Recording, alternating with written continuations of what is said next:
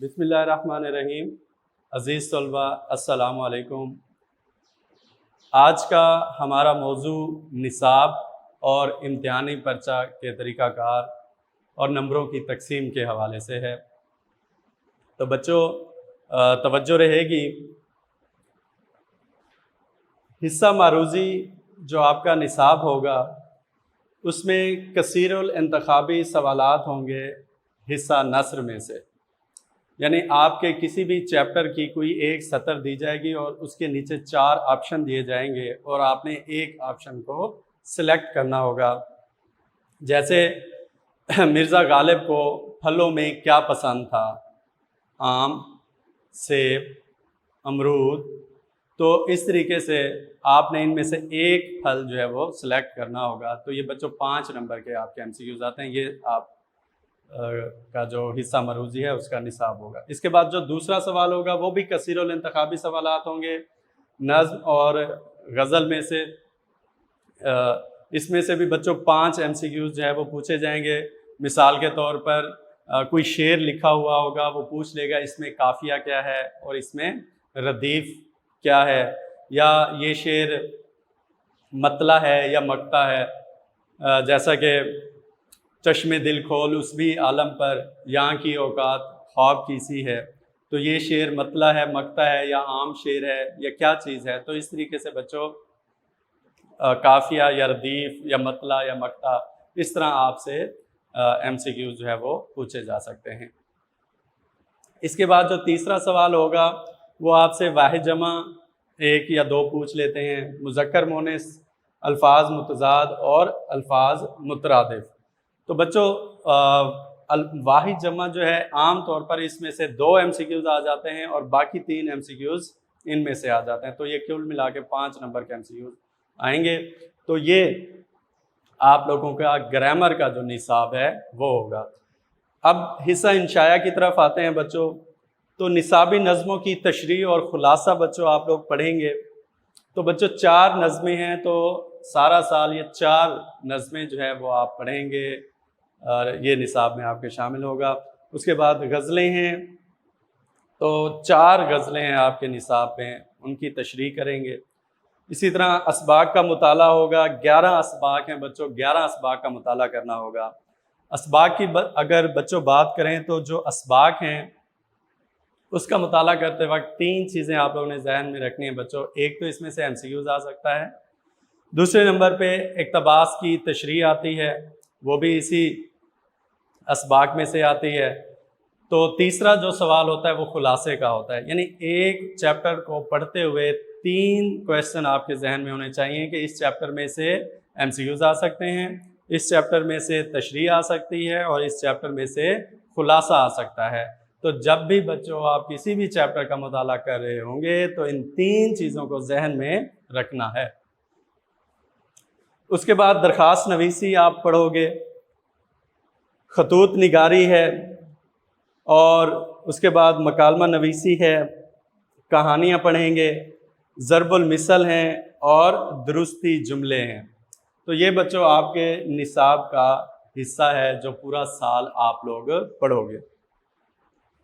اس کے بعد ہم بات کرتے ہیں امتحانی طریقہ کار کی اور نمبروں کی تقسیم۔ تو بچوں جو حصہ معروضی ہے وہ 15 نمبر پر مشتمل ہوگا اور اس کے لیے وقت آپ کے پاس 20 منٹ ہوگا۔ تو 20 منٹ میں آپ لوگوں نے یہ سوال جو ہے وہ حل کرنے ہوں گے، اور حصہ معروضی یہی ہوگا بچوں۔ حصہ نثر میں سے 5 نمبر کے MCQs آئیں گے، حصہ نظم اور غزل میں سے 5 MCQs، اور واحد جمع مذکر مؤنث، تو یہ آپ کے کل نمبر ہو جائیں گے 15۔ حصہ انشاء کی اگر ہم بات کریں تو اشعار کی تشریح ہوگی بچوں، جو کہ حصہ نظم میں سے آئے گی۔ اس میں بچوں 4 اشعار دیے جاتے ہیں جن میں سے 3 کی آپ لوگوں نے تشریح کرنی ہوگی، اور ہر شعر 2 نمبر پر مشتمل ہوگا۔ تو اس طرح یہ کویسچن آپ کا 6 نمبر پر مشتمل ہوگا۔ اس کے بعد دوسرے سوال کا بیج جو ہوگا وہ بچوں وہ بھی اشعار کی تشریح ہے، لیکن یہ آئے گا حصہ غزل میں سے۔ یہ بچوں 2 اشعار ہوں گے جو آپ لوگوں نے حل کرنے ہوں گے، لیکن پیپر میں بچوں 3 دیے جائیں گے، ایک شعر کی آپ کے پاس چوائس ہوگی، تو یہ بھی 2 نمبر کا ایک شعر ہوگا، تو بچوں یہ 4 نمبر کا بن جائے گا۔ تو یہ دوسرا سوال آپ کا 6 اور 4 10 نمبروں پر مشتمل ہوگا۔ اس کے بعد بچوں نثر پاروں کی تشریح ہوگی،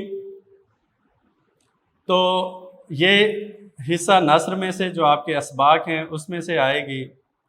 بچوں 2 نثر پارے ہوں گے اور دونوں کے دونوں نثر پارے آپ لوگوں نے کرنے ہوں گے، تو یہ 5 اور 5 10 نمبر کے 2 نثر پارے ہوں گے اور دونوں کے دونوں آپ لوگوں نے کرنے ہوں گے۔ نمبروں کی تقسیم کچھ اس طریقے سے ہوگی، جو ایک نثر پارہ ہوگا بچوں اس میں حوالہ متن یعنی سبق کا نام اور مصنف کا نام لکھیں گے، 1 نمبر آپ کو مل جائے گا۔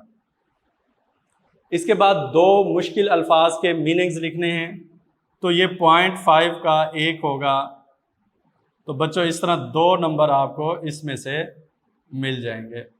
یعنی ایک نثر پارے کی میں آپ کو ترتیب بتا رہا ہوں کہ پہلے آپ نے سبق کا عنوان لکھنا ہے، مصنف کا نام، یہاں پہ آپ کو 1 نمبر ملے گا، 2 مشکل الفاظ کے میننگ لکھیں گے، آدھے نمبر کا 1 معنی ہے، تو بچوں 2 نمبر اس کے آپ کو ملیں گے، 4 معنی دیں گے۔ اس کے بعد تشریح جو ہے وہ 2 نمبر پر مشتمل ہوگی۔